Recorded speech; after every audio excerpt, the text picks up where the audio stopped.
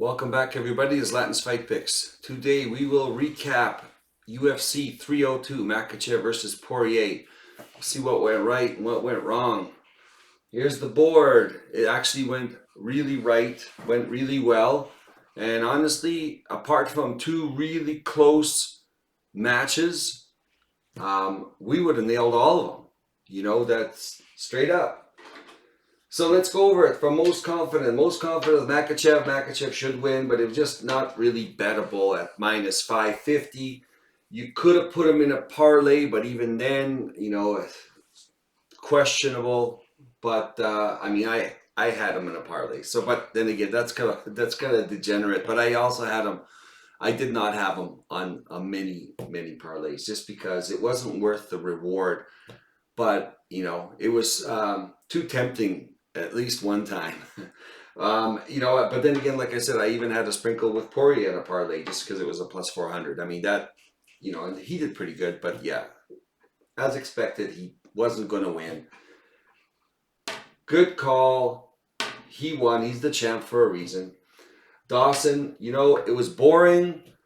Yes. It was a toss and fight, yes, and he won, yes. I think he won all three rounds. Of course, it's rinse and repeat on every single round. Second most confident pick, Hafez, high confident pick, and and to Gall's credit, Gall looked pretty good, and there was I think a couple of the judges gave Gall like one of the rounds. Was it? It wasn't a split decision, I don't think, but no, I think a couple of the judges gave Gall one of the rounds anyways. I mean, it was questionable. I thought Hafez probably won all the rounds, but there was one round where Gall did pretty good, and to his credit, he actually looked not too bad considering how good Hafez looked against Jack Della. So there you go. So that was a pretty good fight. High degree of confidence won. Jilton Almeida, high degree of confidence again. And it just ended in the first round. It was high degree of confidence, and it was not even a sweat, right? So definitely dominated that fight. Hafez had a lot of back and forth going on with Gall as well, but you know what? He stuck it through. He held out. He was getting tired at the end, but he held it out, and got his takedowns and strikes off, and if he wasn't winding up so much, I think it would have been an easier fight for Hafez. Sorry, I didn't mean to go back and forth, but just I thought about it after the fact. He could have made an easier fight by not swinging so hard, but even he said that he really wanted the knockout on this one, and he was chasing it, and that's probably cost him a knockout, if anything. Yeah. Anyway, like I said, Jilton Almeida, easy win, submission win. Strickland, high degree of confidence. I mean, yeah, it's Costa. The guy is big. He's built. I mean, he doesn't really need to fight. He could just be a underwear model, right? But the guy is really strong. He throws big punches. He's always dangerous, and you never know. He can catch Strickland. And there was one judge who actually gave Costa like the more rounds than Strickland. Like he gave the fight to Costa, which I don't see, but I see it even in Strickland's corner when the fight was going on. His corner was saying these rounds are too close. You gotta make more statements. Put a stamp on it. And I could see how the judges could, depending on which angle you're looking at it. Strickland's kind of throwing out that little the front kick, the jab, and there's a few times that Costa landed the big body kick or threw the bigger punch. I wouldn't have given any rounds to Costa, but I could see how some of them could really really close. And if you looked at it from a right angle, I mean you could give some of the 1 round or 2 rounds to Costa, I guess. But anyways, one of the judges had him winning the fight, which was crazy, which just goes to show don't leave it in the judges. But when you think about Strickland's fighting style, it is that high pressure come forward style. But most of the time, like in this fight, he wasn't doing a lot of damage. It was just like, his main strike was the front kick to the body, right? To the stomach. I mean, that landed the most, and then you have Costa, who, probably, at the beginning of the fight, he probably landed more strikes to the head and to the calf. But nevertheless, Strickland, he's fought the best of the best, and he's beaten the best of the best with the same style, and he's durable, and he's still durable, which is good, because if he ever stops being durable, he could be in trouble. Because there was a few punches that could get through, even though Strickland's got really good defense, they did land, and he was able to eat them and keep coming forward. And, he breaks everybody because he just keeps coming forward. Even when he gets hit, he keeps coming forward. And it's really, I'd imagine it's disheartening for these guys because they don't even get a chance to breathe. But it was a close fight. When you look at it, it's power over, just a lot of pitter-patter kind of strikes. Not that he didn't throw a few bigger strikes, especially at the end of the rounds. He was trying to put a stamp on it. But nevertheless, Strickland won the fight. Surprisingly, it was a split decision, but yeah, good call. Everyone hit on the top row. That was really important because that makes the base for anything extra.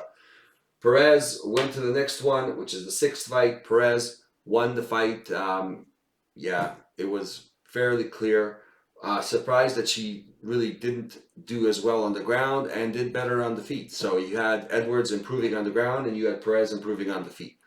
And it was going to be a sweat no matter what, because Edwards is a big girl, and you never know how these women's MMA fights go because they're usually really close. Nevertheless, Perez did win the fight. She won the fight. The judges called it the right way. Lima, I was worried because he missed weight, and Raposo was pretty good wrestling. He didn't do enough wrestling, and I think it was the knee up the middle or the threat of it. Really held him back because he was pretty active on the strikes. I mean, he got outstruck and Lima clearly won, I think 30-27. But, he didn't do enough wrestling and he is a wrestler. Lima looked okay. I was scared for a second there because there was one round that was could have gone either way. And I think a couple of the judges gave Raposo one of the rounds. Actually, yeah, it was probably 29-28 would be a fair assessment. But it was 1-1 going into the third, and then Lima got called for a couple of eye pokes, and I thought he was going to lose the point. And I thought, oh no, if he does, then it's the best to draw, right? But nevertheless, Lima came through. And yeah, so at that point, we had hit one of the parlays where if you had Makhachev in it, it was a 7-fight parlay. Then Holland, and he's mid-level here. Here we go. We go Holland. He was the 8th leg to our parlay, and that worked out as well. Holland's got the worst fight IQ. And the fact is that the first thing he comes out is trying to fight with Olejniczak. And, you saw how dangerous Olejniczak is. He comes forward, takes a lot of punishment. He's tough as nails, this guy. And he got caught and he got dropped.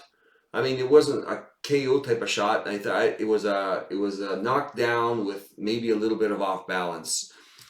But Olejniczak jumped on Holland on the ground, and of course Holland being the better submission guy and Olejniczak losing all his fights by submission.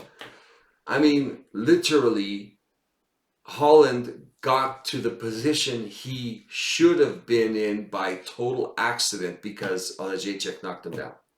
Literally. Because he's too stupid to go for the takedown. He starts to strike.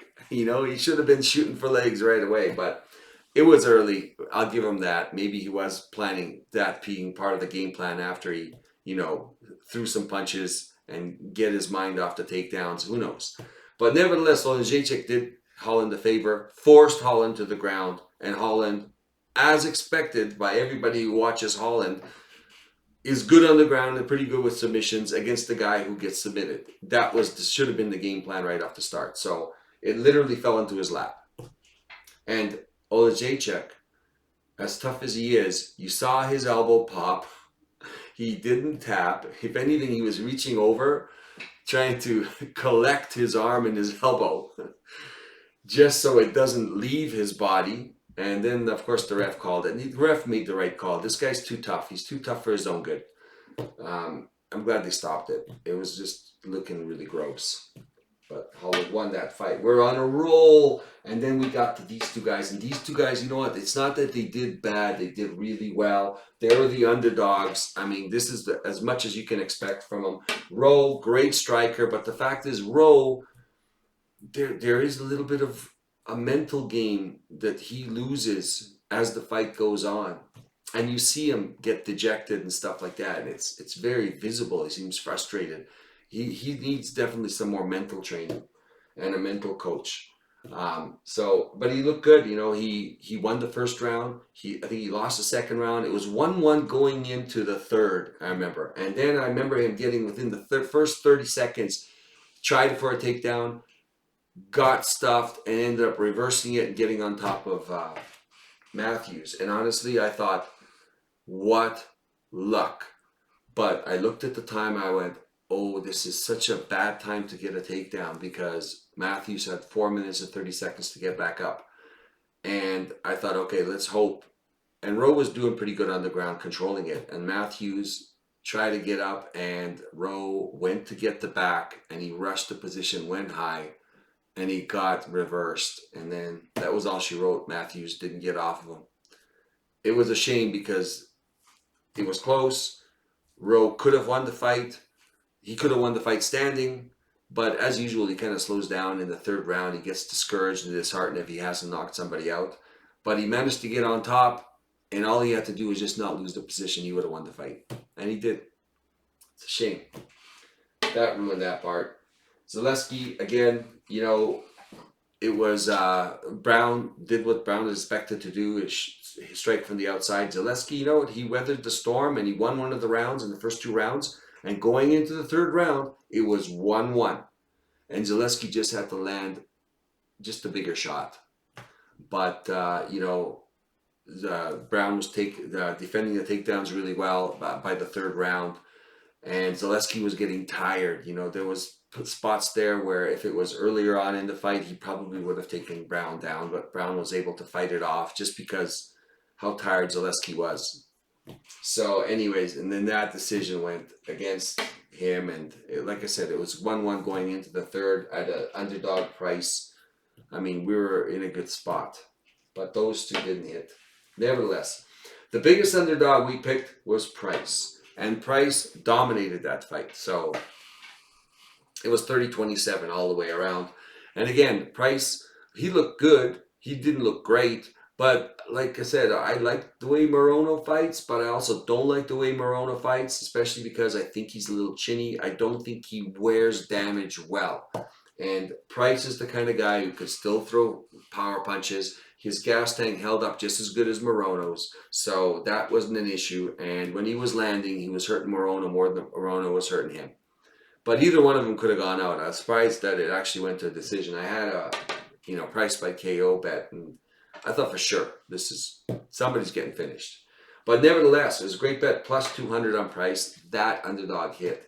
You know, if we had that underdog here and then moved this down, it would have just been one more leg of the parlay. Nevertheless, that hit on an individual bet. Moving on, Cesar Almeida, Kopylov. This is the one I said it was 50-50. It can go either way. You don't know what's going to happen. I just said, okay, if I have to make a pure pick, it'll be Almeida, but this guy could definitely win this. And he did, because he did not do what everyone expected him to do. And some people expected him to wrestle because of the Sambo background and how he's training in Dagestan and stuff for defensively wrestling. And Cesar Almeida on the feet was getting tagged, was eating them, but Kopylov was faster, landing more, but when Cesar did land, it was hard. The leg kicks were hard, the punches were hard, and Kopylov recognized that and he took him down. And I was surprised actually how easily he did take him down, considering he seemed to have pretty good takedown defense. Against the last wrestler, he seemed to have pretty good takedown defense, but he got tired, the other wrestler guy, and he did get taken down. He got back up. But with Kopylov, I was surprised. Kopylov took him down, and Kopylov held him down, which is maybe a credit to Kopylov, how well he is. But the thing is he didn't do any damage. He was just holding him on the ground. And the ref just basically let Kopylov lie on top of him. And I think it was a split decision. And it should have been a split decision. It depends how you wanted to score it. Kopylov won. I had a bet on a parlay with Kopylov in it. I had one with Cesar Almeida because this to me was a 50-50 fight. So either way, I was going to be right on this one because I was right. So, yeah, Kopylov won. We had it as a 50-50. I bet on both, so that was correct. So yeah, so as far as the right wrong, we made two mistakes. Both of these underdogs, really only one underdog won, because actually no, Kopylov, actually two, because Kopylov at the end of it was an underdog. So there's two underdogs that had won on this card, Price and Kopylov, and we got both of those, Price and Kopylov on bets. I picked four underdogs, and of course these two underdogs were close, but didn't happen. Overall, it was great. I didn't mind it at all. It was a good show. A lot of good responses. Thank you everybody for joining me and then subscribing, and because I broke 300 subscribers now, and it's been good. It's been good, and we've been hitting a lot of fights. And hopefully we just keep it up. And like I said, just a couple more. We're so close to nailing all of them. So close. I could taste it. But nevertheless, I'm doing the next fight, which is Cannonier versus Imavov. And that's going to take me a little bit longer to get the video out. I'm going to try get the video out on Thursday. Worst case scenario, it'll be Friday day, but I'm really going to try get it out on Thursday. But I just don't know if I can get all the fights in. There's a lot of new fighters that need to be looked at and stuff like that. So, yeah, when we don't have the extra week like we did last week. But otherwise, if you like the content, hit like. If you want to be notified next time I have a video out, hit subscribe. And please like the video and share the videos that I come out, and more people that know about it, the better. I appreciate that. And thank you very much for joining me, and we will see you in the next fight breakdown. Have a great week.